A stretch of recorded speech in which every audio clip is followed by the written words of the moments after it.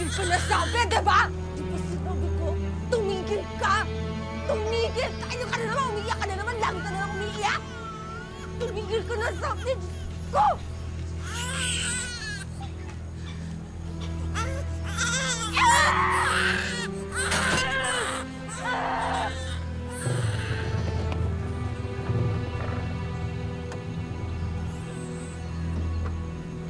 Mary? Mary!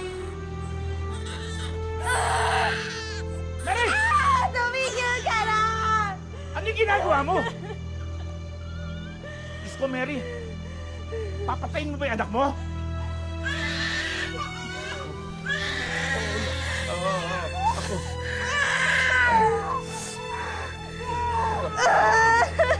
Hindi ko pababayaan ng lolo.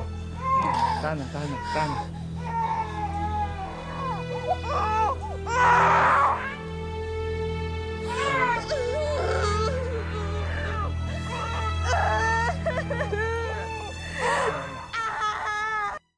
Mahirap daw maging isang tunay na magulang.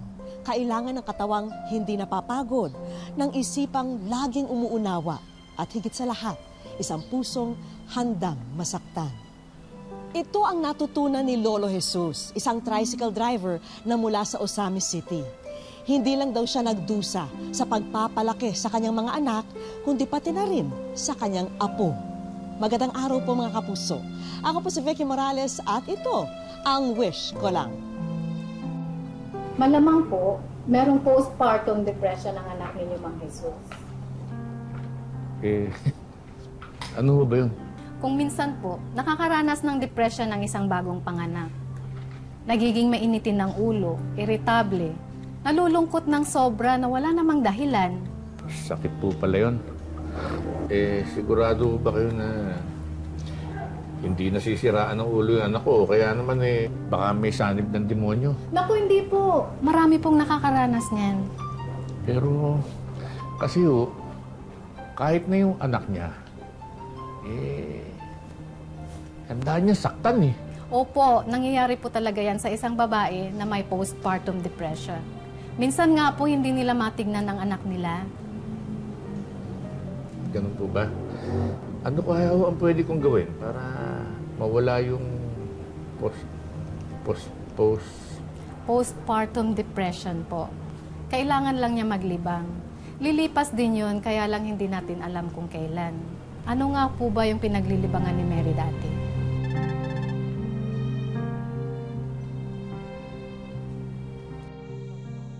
Saan kayo, miss? Gandang umaga ho, Manong. Magandang umaga.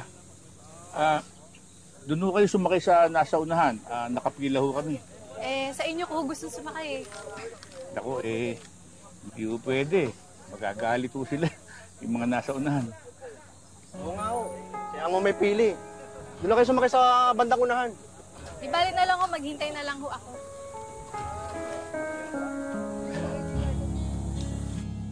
At talaga gawin mo, Manong, ha? Kung ayaw katanta ng mga pasahero mo, ha? Hoy! Ano sinasabi mong gayuma dyan? Kay Manong ko gustong sumakay. Hindi siya kagaya mong bastos. Hindi rin naniningil ng sobra. Sige na nga ho, isakay nyo na to. Baka mampas naman ako ng payong nito, Okay lang ba sa inyo? Wala ho. Isakay nyo na yan. Yeah.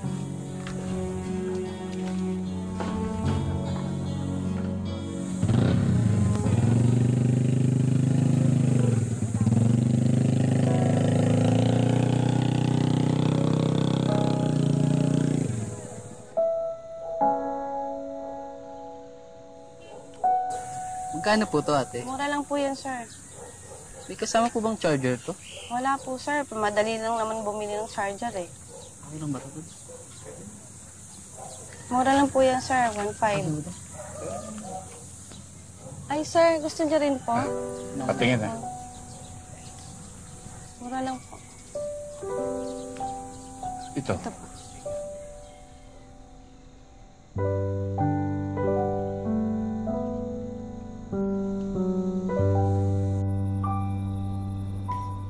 Kamusta naman ang araw mo, anak? May balita ka pa ba dun sa mga kaibigan mo ng high school? Yung sina Elena ba yun?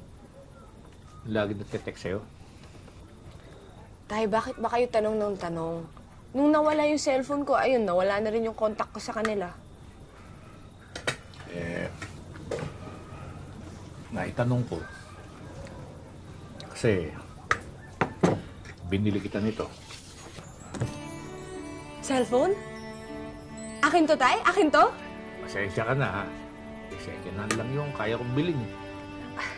Sabi kasi ng doktor, kailangan daw maglibang ka. Kaya, Okay na to, Tay. Kahit hindi masyadong high-tech, okay na. Pero, Tay, dapat bibilan niyo ako ng load para makapag-text naman ako. sige, sige. Ako na bahala sa load. Sige na, sige na. Tapos na natin itong hapunan natin. Sige, Tay. Babalik lang ako. Wait lang, ha.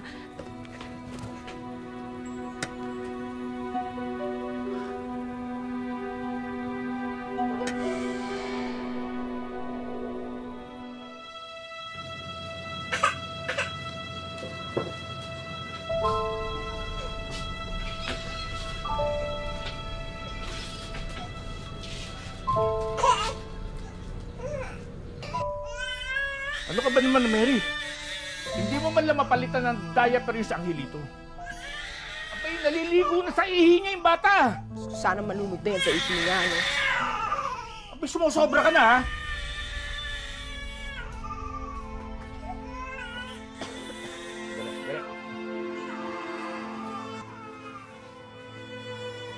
Yan. Ba't nandyan yung bag mo? Aalis na ako, Tay. Iwan ko na kayo ng apo niyo. Aalis? Bakit ka aalis? Saan ka pupunta? Doon ako sa boyfriend ko, kay Mike. Boyfriend? Paano ka nagka-boyfriend? Nakilala ko siya sa text. Nanligaw siya sa akin sa text. Sinagot ko rin siya sa text doon. Teka. Sasama ka sa lalaki na sa telepono mo lang nakilala? Mas okay na yun kaysa mabulok ako dito sa bahay niyo. Paano yung anak mo? Hindi pa ba halata? Ayoko dyan sa batang yan. Hindi ko ginusto yan. Hindi rin naman niya ginustong isilang mo siya. Ikaw ang may gawa nun. Kaya hindi siya ang dapat magdusa dahil dyan sa maling desisyon mo. Tay, wala na akong oras para makipagtalo sa inyo. Magsama kayo ng apo niyo. Teka. Uy, bumalik ka nga rito. Mary! Mary! Mary, ano ba? Mary! Bahala na kayo dyan sa apo niyo.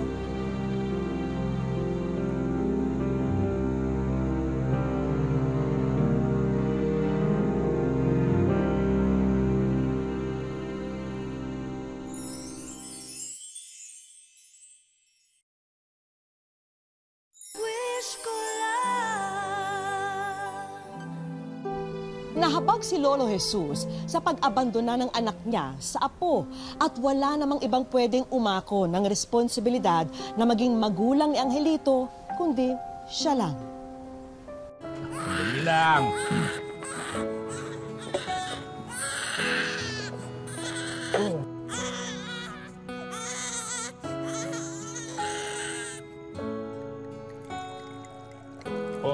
Sandali lang yun. Ay, yan, nasobra to.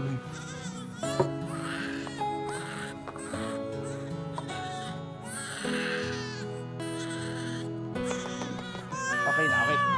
Ayun. Okay na, okay. Yan. Okay. Yan. Ito na.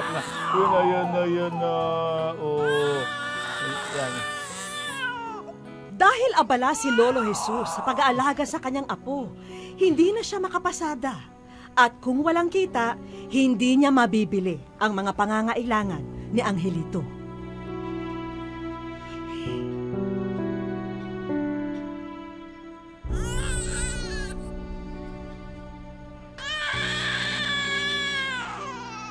Uy. Tsaka na anak, ha? Pero hindi ko talaga kayang alagaan yung pamangkin mo, eh. Saka hindi rin ako makabiyahe dahil sa kanya, kaya hindi ko rin mabibili yung mga pangangailangan niya. Wala naman pong problema doon, Tay. Pamangkin ko naman po itong si Angelito. Kaya lang, Tay, alam niyo naman po magsasaka lang ako. At wala po akong may bibigay na magandang buhay sa kanya. Papadala naman ako ng pambili ng gatas at saka diaper niya. Para hindi mo nalalahanin yung gastusin. Hindi lang yun, Tay. Nag-aaral na rin po yung mga anak namin ni Rosa. At isa pa, parehas po kami nag-aanak buhay. Kaya wala rin pong magbabantay para alagaan tong si Angelito. Siguro naman mas magiging maayos yung buhay niya dito kaysa sa akin. Hindi ko naman siya pwedeng isama doon sa pagpasada ko. Sige po, ako na lang pong bahala sa kanya. Apo, pasensya ka na ha. Hindi kita talaga kayang alagaan eh. Sinubukan ko. Ginawa ko na lahat pero parin mo ko ato ha. Dito ka muna. Sige na. Huwag na niya. Papasada pa ako ha. Sige, Tay. Ingat po kayo. Tama na.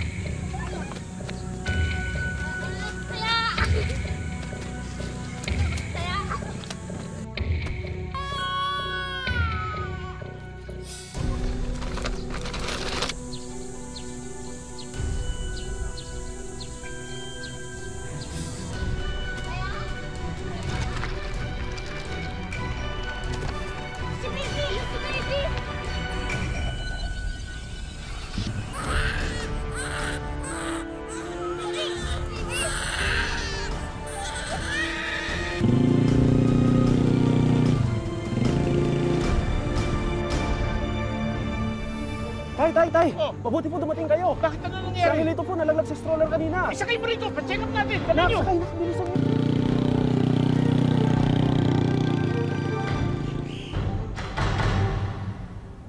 Mang Jesus, Opo, Dok.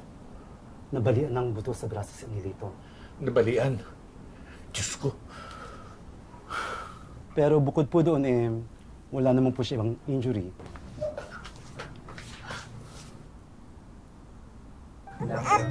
Mula ngayon, ako na magbabantay sa'yo, Angelito. Hindi kita pababayaan kahit anong mangyari.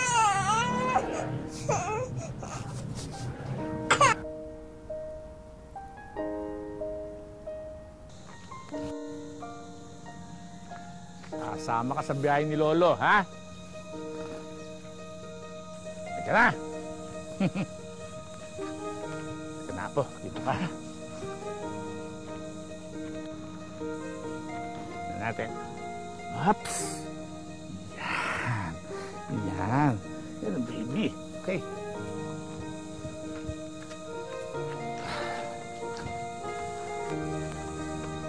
Malikot, ha?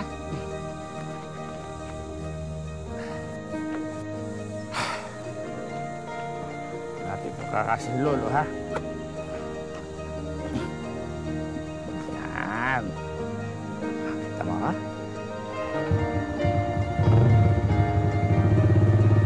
Okay, yan na.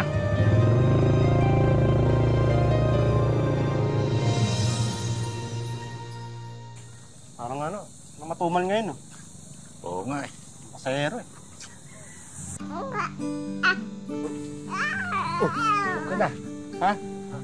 Oh, dali lang, ha?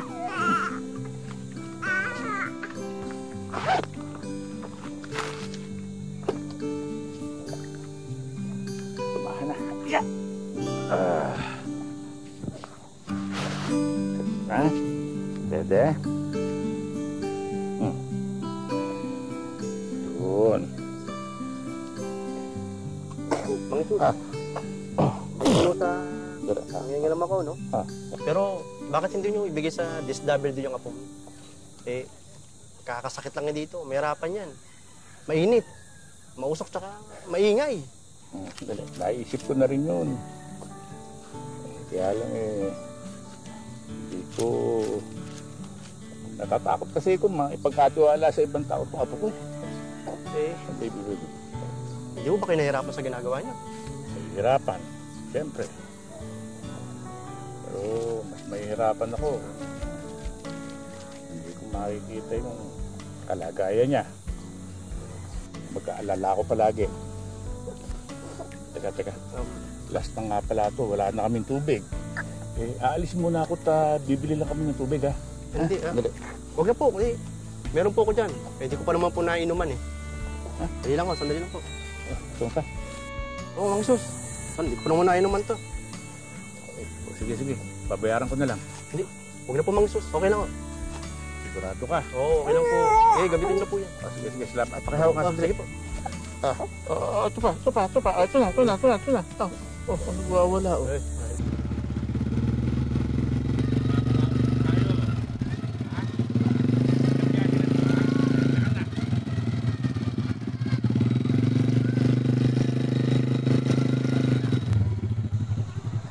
Wala po?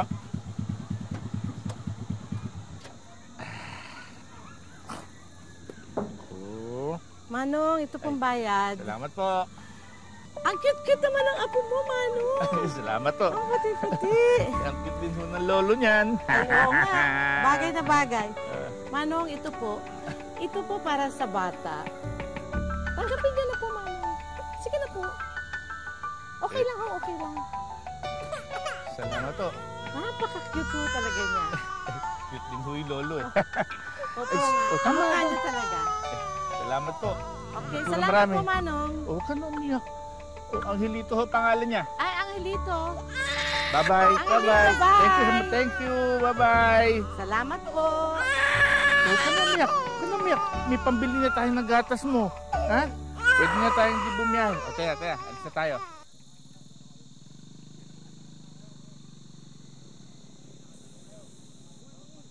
Tay!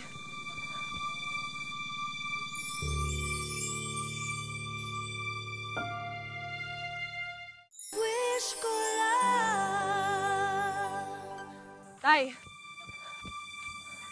Ano ginagawa mo dito? Kukunin ko na yung anak ko sa inyo, Tay. Hindi ko bibigay up ko sa'yo. Tay, anak ko pa rin siya. Nawalan ka na ng karapatang kay Angelito nung lumayas ka. Tay, pagbigyan niyo naman ako. Gusto ko lang makabawi sa kanya. Nagmakaawa ako sa'yo, huwag mo siyang iwan. Pero pinili mo pa rin yung kalagayahan mo kaysa sa kapakanan ng anak mo. Hindi ka bagay maging magulang. Ikaw ang nagdala sa kanya ng 7 na buwan. Ikaw ang nagluwal sa kanya. Pero hindi sapat yun para tawagin mo ang sarili mong magulang. Ang tunay na magulang, handang isakripisyo ang kanyang sarili para sa kanyang anak. Handang maghirap. Handang ibigay ang lahat ng meron siya para sa kanyang anak. Anak ko pa rin siya. At kukunin ko siya sa ayaw at sa gusto niyo, Tay. Hindi ko siya ibibigay sa'yo. Oh, pre, di ba? Anak ni Mang Jesus yun. Babae, oo. Tara, tulungan natin. Huwag ka lalapit. Hoy, pare! Yan, sa'yo!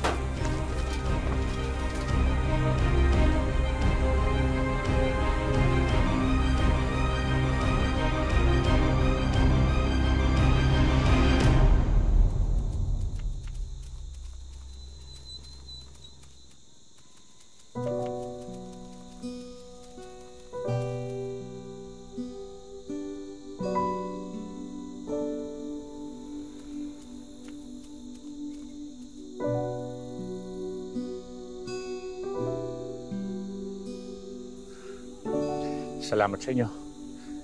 Maraming salamat.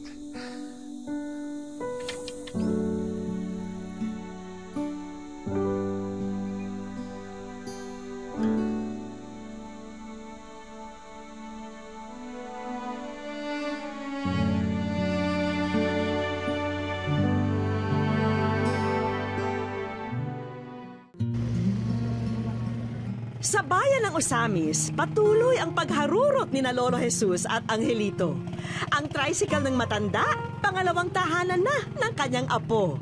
Hindi na kasi mabilang ang mga pagkakataon na dito mismo sa tricycle ipinaghele at nahimbing sa pagtulog ang kanyang apo.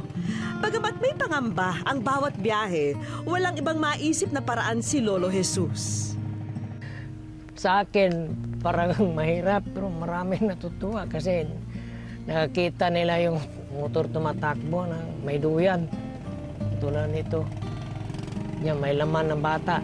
Sabi ko sa kanila, ang Panginoon na lang po ang bahala sa amin. Mahalaga kasi ang bawat pasada ni Lolo Jesus.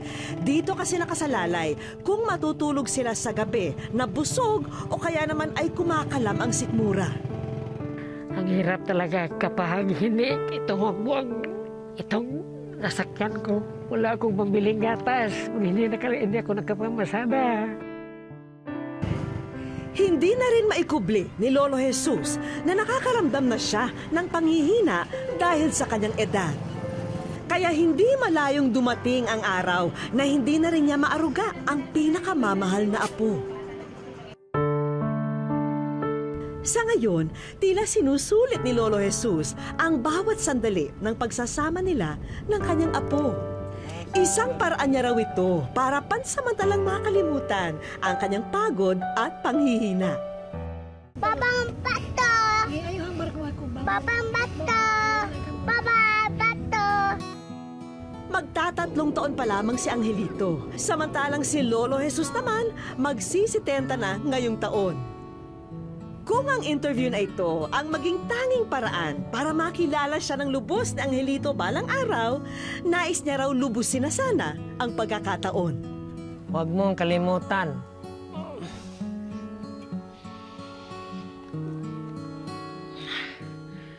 Pinalaki kita dahil mahal kita. I love you, Angelito.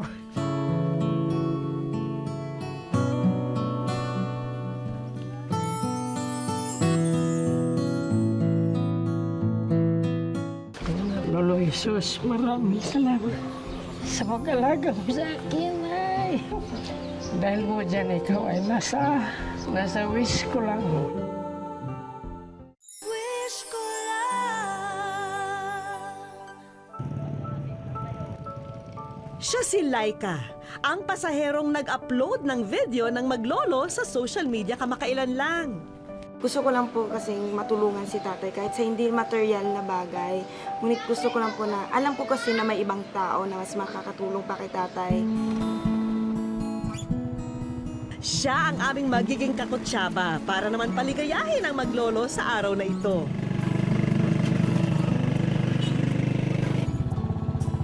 Pero kailangan, maihatid muna nila sa room 10 ang kahon ni Laika. Tay, samahan mo ko sa room 10. Room 10 po? Ah, sige. Sige po. Baba tayo. Doon lamang napansin ni Lolo Jesus na sa kanya nakapangalan ang kahon. Para sa iyo, Jesus. Ha? Para sa akin ho. Nakasulat. Lolo Jesus, maraming salamat sa pag-alaga mo sa akin, ay. Meron pa nakasulat. Dahil mo dyan, ikaw ay nasa wish ko lang. Doon din nakita ni Lolo Jesus ang kauna-unahang larawan nilang maglolo na naka-frame. Ang ilito pala to. Para naman kay Laika, sapat na raw sa kanya ang mapansin ng ibang tao ang post niya sa social media. Iba yung sacrifice niya bilang lolo. Kasi hindi naman po lahat ng lolo ganito. Na-touch lang po ako kasi yung sacrifices niya ay para lahat yun sa kanyang apo. Maraming salamat sa iyo, Karen. Hindi ko na ramdaman kung saan kayo nakasakay sa akin at bumawa. Ayun lang po yung masasabi ko. Bait din. Simula pa lamang ito, Lolo Jesus. Kanina pa kasi naghihintay sa inyo ang mga kaibigan natin mula sa munisipyo ng Osamis para sa sangkatutak na regalo. On behalf sa local government unit of Osamis City, may certificate ko na ibibigay sa to certify na si Angelito ay pwede nang mag-enroll sa Child Development Center. Salamat po. Maraming salamat po. Malaga po ito para sa apo ko, ang tulong na to. Kaya maraming salamat. Dito, mababantayan na si Angelito, matututo pa siya. Ang certificate na ito ay nagpapatunay na ikaw ay karapat-dapat bigyan ng tulong para maayos ang iyong tahanan, para may matuluyan kayo at ng iyong apo na maayos. So, ito po, nagpapatunay. Ito po, laking tulong ito sa akin. Kasi po, malapit na tumataong bahay ko. So, yun. Kaya maraming salamat din sa iyo. At lalo na sa, sa local government natin. Tatay Susing, ito ang certificate. Ibigay sa inyong livelihood assistant. Malaking tulong na ito, Tatay. Salamat po. Pati puhunan sa bagong negosyong nais niyong pag-aabalahan. Ba na kakalain niya, may nasa likuran ko palang tumutulong sa akin. Pati ang pensyon nyo bilang senior citizen, inaasikaso na rin ng mga oras na yon. At magkakaroon ka ng 500 pesos every month. So matatanggap mo ito every 3 months. So total of 1,500 para sa maintenance mo, sa gamot at gatas. Tanggapin mo itong tayo. Okay, salamat po. Social pension. Kaya ito lang masabi ko, napakaraming salamat sa lahat po. Yan po ang masabi ko. Hindi rin namin nakakalimutan ang mga pangunahing pangangailangan niyong maglolo tulad ng pagkain, gatas, vitamins at mga damit. Tinan mo yung kutsi mo. Napakaraming salamat po. Yung tulad na yun. Nakita ko naman ang tulong. Ang dami naman itong pagkain. Nangako ko sa mga tao na mamahalin ko si Angelito sa habang buhay. Hanggang makakayog pa ngayon. Maswerte raw si Angelito at may lolo siyang hindi siya pababayaan. Ganon din naman si Lolo Jesus. May apo siyang pinanghuhugutan niya ng lakas. At gabay nila ang bawat isa sa kanilang pagpasada sa kalsada ng buhay. Ako po muli si Vicky Morales, nagpapasalamat sa inyong patuloy na pagsubaybay. Dito po sa Wish Ko Lang.